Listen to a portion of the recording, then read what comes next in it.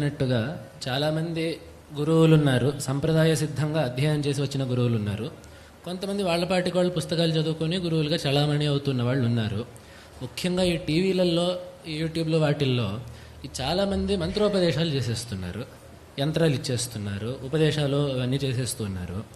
కొన్ని మంత్రాలు సర్వజన స్వీకార యోగ్యంగా ఉంటాయి, కొన్ని మంత్రాలు మాత్రం ఉపదేశంతో మాత్రమే తీసుకోవాలి.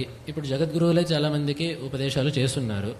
కాబట్టి మామూలుగా సామాన్యులకి విన్నప్పుడు ఏది స్వీకారయోగ్యమైన మంత్రము, ఏ మంత్రం ఉపదేశం ప్రత్యేకంగా కావాలి అనే వివేకము ఎలా తెలుసుకోవడం జనాలకి? అంటే మంత్రాల స్వభావాల్లో తేడాలు ఏమైనా ఉంటాయి, పదాల్లో తేడాలు అంటే ఇక్కడ మంత్రములు ఉన్నాయి, ఉపాసన చేయడానికి చాలా మంత్రాలు ఉన్నాయి. అదేవిధంగా మన శాస్త్రముల్లో భగవంతుడి యొక్క నామములు ఉన్నాయి. ఆ నామములనే మంత్రాలుగా పరిగణించడం అనేటటువంటి పద్ధతి కూడా ఉంది. ఆ నామాన్నే మంత్రంగా భావించడం. ఎందుకంటే మంత్రము అనేటటువంటిది ఏమిటి? ఎవరైతే ఆ మంత్రాన్ని జపిస్తారో, ఉపాసన చేస్తారో వాళ్ళని కాపాడి వాళ్ళకి శ్రేయస్సుని కలిగించేటటువంటిదే మంత్రం. కాబట్టి ఇటువంటి ఈ యౌగికమైనటువంటి అర్థాన్ని తీసుకొని ఆ మంత్రం అనేటటువంటి పదాన్ని నామముల్లో భగవన్ నామాన్ని కూడా ప్రయోగించేటటువంటి పద్ధతి అనేది ఉన్నది.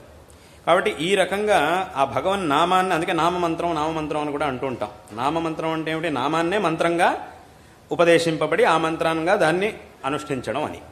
కాబట్టి ఈ మహామంత్రాలు, మంత్రశాస్త్రంలో చెప్పినటువంటి విశేషమైన మంత్రాలు అవన్నీ కూడా ఏవైతే ఉన్నాయో, ఇప్పుడు పంచాక్షరి గాయత్రి, పంచాక్షరి, అష్టాక్షరి, శ్రీ విద్య మొదలైనటువంటి రకరకాల మంత్ర జపాలన్నీ, బాలామంత్రం ఇత్యాది మంత్రాలన్నీ కూడా ఉన్నాయి. వీటన్నిటినీ మాత్రం ప్రత్యక్షంగా గురు శుశ్రూష చేసి గురువు యొక్క అనుమతిని తీసుకొని గురుముఖత మాత్రమే తీసుకోవాలి.